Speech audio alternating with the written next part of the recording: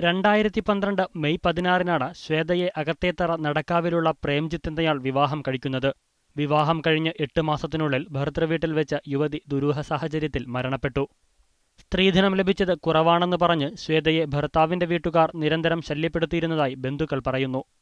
ഇവൾക്ക് ബിടെക്കൊന്നുമില്ല എന്നിങ്ങനെ പറഞ്ഞ് ഇവളെ കളിയാക്കുകയും അപ്പോൾ അത് പല പ്രാവശ്യം രത്നകുമാരി എന്ന് പറയുന്ന അമ്മ ഒരുപാട് ഇവളെ പറഞ്ഞ് പൊതുവേദികളിലും പറഞ്ഞ് ഇവർക്ക് ബിടെക്കൊന്നുമില്ല, നമ്മൾ പറഞ്ഞ് പറ്റിച്ചാണ് എന്നുള്ള രീതിയിലും പലതും ഇവർ പറഞ്ഞിട്ടുണ്ട്.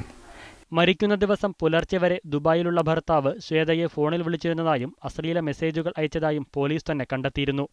പ്രേംജിത്തിനെ പോലീസ് അറസ്റ്റ് ചെയ്തെങ്കിലും 15 ദിവസത്തിനകം ജാമ്യം ലഭിച്ചു, അതും യാതൊരു ഉപാധികളുമില്ലാതെ. സാധാരണ ഒരു കേസിൽ പ്രതിയുടെ പാസ്പോർട്ട് പോലീസ് വാങ്ങിവെക്കാറുണ്ട്. എന്നാൽ പ്രേംജിത്ത് ജാമ്യത്തിലിറങ്ങിയ ഉടൻ ദുബായിലേക്ക് പോയി. ആഭ്യന്തരമന്ത്രി, പ്രതിപക്ഷ നേതാവ്, ഷാഫി പറമ്പിൽ MLA എന്നിവർക്കെല്ലാം പരാതി നൽകി. എന്നാൽ കേസിൽ തുടക്കം മുതൽ പോലീസ് ഒളിച്ചുകളി നടത്തുകയാണെന്നാണ് ബന്ധുക്കൾ പറയുന്നത്. കാൽമുട്ടുവരെയുള്ള ഭാഗം നിലത്ത് മുട്ടി ജനലിൽ തൂങ്ങിയ നിലയിലാണ് ശ്വേതയെ കണ്ടത്.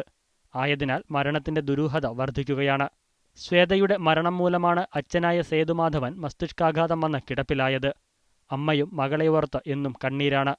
എന്നെങ്കിലും തങ്ങൾക്ക് നീതി ലഭിക്കുമെന്നും കുറ്റക്കാർ ശിക്ഷിക്കപ്പെടുമെന്നുമുള്ള പ്രതീക്ഷയിലാണ് ഈ കുടുംബം.